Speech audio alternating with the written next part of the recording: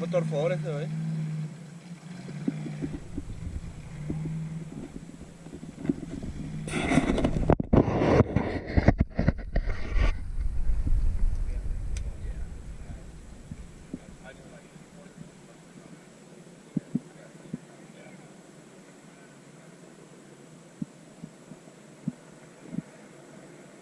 Ya se llevó el polvo, salió primero.